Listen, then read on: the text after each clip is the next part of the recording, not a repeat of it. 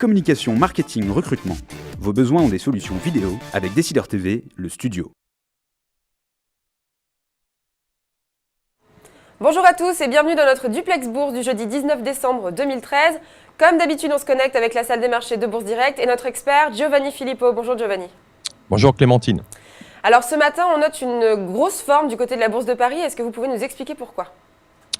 Eh bien écoutez, les marchés sont ravis pour trois raisons principales. La première, qui a focalisé toute l'attention des investisseurs ces derniers jours, c'est la décision de la Fed, qui met fin à un climat d'incertitude en maintenant sur le fond et la forme une politique accommodante.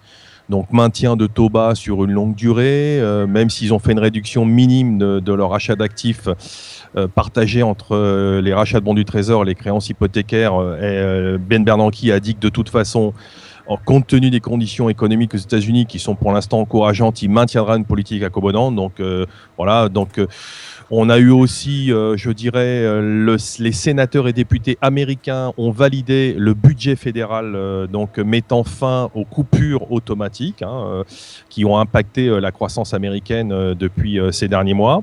Voilà. Et l'Union bancaire européenne, principal dossier en souffrance, a franchi mercredi soir un pas décisif et même historique selon certains intervenants quand les ministres des Finances sont parvenus à s'entendre sur le mécanisme destiné à régler le sort des banques en faillite de la zone euro. Donc du coup, tout le monde passera des fêtes de fin d'année en toute tranquillité. Donc vive la bulle et vive les bulles, je dirais. Alors maintenant, du côté de l'analyse technique, quels sont les supports et résistances qui retiennent votre attention ? Alors la configuration à court terme, on était sur un dernier signal négatif. Alors il n'est pas totalement invalidé, donc on va en parler au niveau des points précisément. Par contre, on a repris un billet positif en reprenant un palier qui faisait l'objet de résistance ces derniers jours, la zone 4140-4150. Donc au-dessus de 4140-150, on a retrouvé un billet positif. On peut conserver d'ailleurs un billet acheteur au-dessus de ce niveau-là. Ce matin, on a atteint une première cible de retracement idéal à la hausse en intraday qui se situe à 4183-4193. On a fait un plus haut à 4185. Même si le marché a effectué un reflux depuis, on était en hausse ce matin de 1,70 à 1,80. À l'heure actuelle, on gagne 1,20 à 30.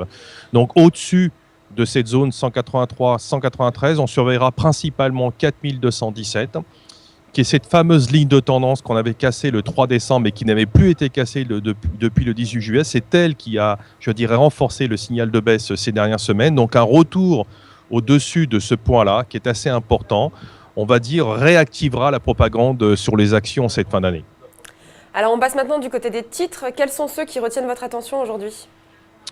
Alors, compte tenu de l'accord sur l'Union bancaire européenne, les banques sont bien orientées, bien entendu, ce matin. Côté valeur, toute la cote profite de la tendance du jour, mais ça reste raisonné. On sent que pour l'instant, cette fin d'année, les investisseurs sont quand même sur une année avec une performance de bonne facture, n'ont pas envie de prendre de grandes décisions.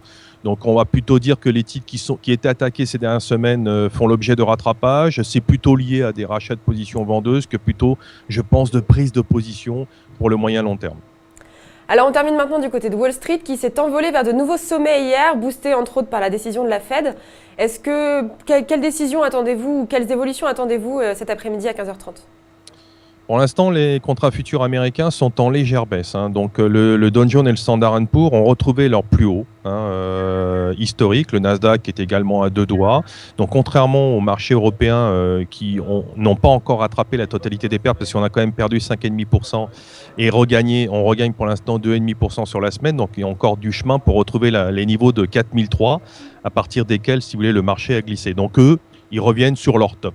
Donc ils sont rassurés. Voit à l'horizon se dessiner des perspectives encourageantes, une Fed qui va continuer à être accommodante.